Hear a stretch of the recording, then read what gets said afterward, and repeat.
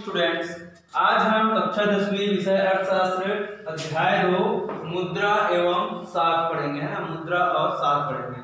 तो सबसे पहले हम है ना मुद्रा का अर्थ समझ लेते हैं। पहले मुद्रा को हम पहले पढ़ेंगे। तो मुद्रा किसे कहते हैं इसको हम समझ लेते हैं। तो हमें जो है हमारे दैनिक जीवन में हमें रुपयों पैसों की हमको आवश्यकता होती है ना। और इसके द्वारा ही हम लेन देन का जो कार्य है उसको हम करते हैं, ठीक है। तो जहां हम इन रुपयों की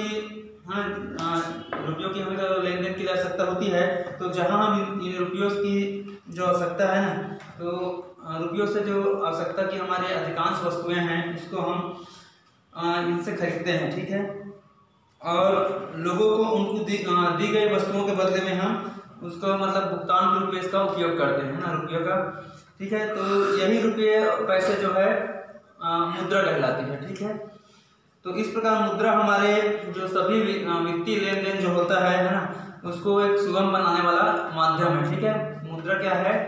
लेन देन को सुगम बनाने वाला एक माध्यम है ना, जिसके द्वारा हम वस्तुओं को खरीदते हैं, ठीक है।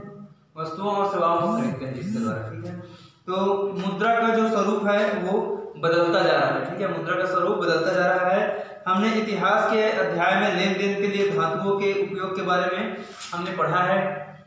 तो धातुओं को सुरक्षित रखना अपने आप में क्या है, एक चुनौती और कठिन कार्य था वो, है ना। तो एक स्थान से दूसरे स्थान पर उसको ले जाने में हमेशा चोरी होने का, है ना, लूटपाट हो जाने का उसमें भय बना रहता था। तो व्यापार के लिए हर बार इसको क्या है, तौलने की जो व्यवस्था है वो सुगम व्यवस्था नहीं होती थी, ठीक है। इसको तौल करके, है ना, इसको माप करके उपयोग में लाते थे। तो ये सुविधा सभी स्थान पर, है ना, और हर समय उपयोगी नहीं हो पाता था, ठीक है, ये तौलना माप करना इसका। तो बाद में इस समस्याओं का समाधान, है ना, के लिए सिक्कों का चलन प्रारंभ किया गया, है ना। सिक्कों का प्रचलन हुआ और जो सिक्के थे वो सिक्के जो होते थे वो तौल में निश्चित होते थे, है ना, निश्चित तौल में बनाए जाते थे।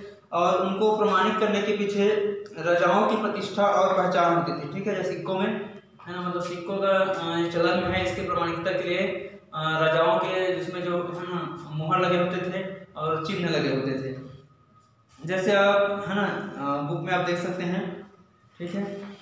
तो धातु के सिक्के के रूप में मुद्रा का प्रचलन जो है वो बहुत व्यापक हो गया। सिक्कों के रूप में मुद्रा को चलने पर इसमें सरलता के साथ कुछ खामियां भी इसमें सामने आने लगी थी, ठीक है।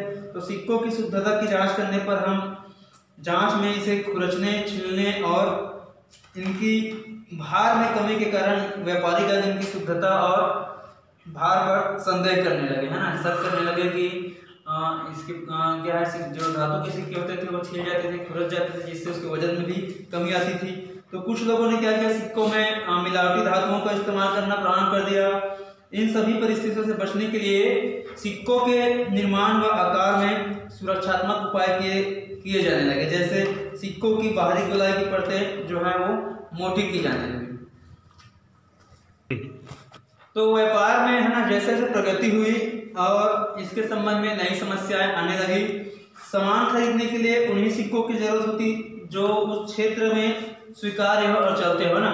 मतलब अलग अलग क्षेत्र में, जैसे जिस क्षेत्र में वो सिक्के चल रहे हैं, तो हम वहाँ उस क्षेत्र में चले गए सामान खरीदना है, तो हमें उसी क्षेत्र के सिक्कों की आवश्यकता होती थी। तो हर क्षेत्र में जो है अलग अलग सिक्के चलते थे और व्यापारियों के लेन देन के लिए एक तरह के सिक्कों को दूसरे में बदलने की जरूरत होने लगी, है ना। यदि कोई व्यापारी है, व्यापार करने वाला है, तो वो एक क्षेत्र से दूसरे क्षेत्र में जा रहे हैं, तो उसको क्या है, सिक्कों को उनको बदलने की आवश्यकता महसूस होने लगी। तो इस तरह एक को दूसरे में बदलना अपने आप में क्या है, ये कारोबार बन गया, है ना, व्यापार बन गया। तो भारत में व्यापारियों ने इस समस्या का एक हल निकाला। इससे उन्हें हर बार सिक्कों के ढेर एक जगह से दूसरी जगह नहीं ले जाने पड़ते। जिस शहर में उन्हें चीजें खरीदनी होती तो वे उस जगह के लिए एक हुंडी लिखवा लेते थे, है ना। हुंडी जैसे बुक में यहाँ पर दिया गया है ना, एक हुंडी लिखवाया है। इसमें देखिए उदाहरण में कपूरथला के दीवान हैं शेर अली को दिल्ली जाना था, ठीक है। तो मिर्जा मन मंगनीराम जो पैसों का कारोबार करते थे, उनकी एक गद्दी, है ना, मतलब कहा जाए ऑफिस गद्दी, है ना, दिल्ली में थी, ठीक है। तो वहाँ की हम देखेंगे कि दीवान शेर अली ने कपूरथला में मिर्जा मन मंगनीराम के यहाँ 4000 रुपये जमा किए, है ना।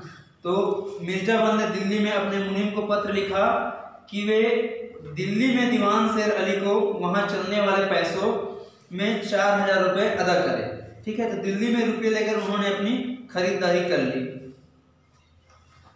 तो इस प्रकार हम देखते हैं कि व्यापारिक गतिविधियों के बढ़ने के साथ साथ मुद्रा के नए स्वरूप भी जो है वो चलन में आने लगे, है ना।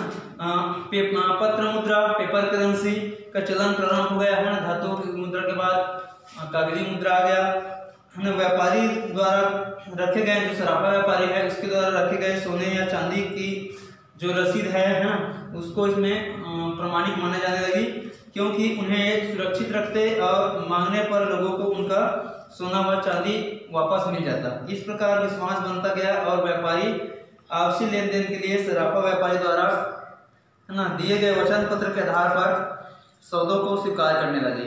तो इस तरह शुरुआती बैंक बनने लगे और उनकी जो स्वीकार्यता है वो व्यापक रूप से बढ़ने लगी। साथ ही पत्र मुद्रा में विश्वास भी गहरा होता गया, है ना।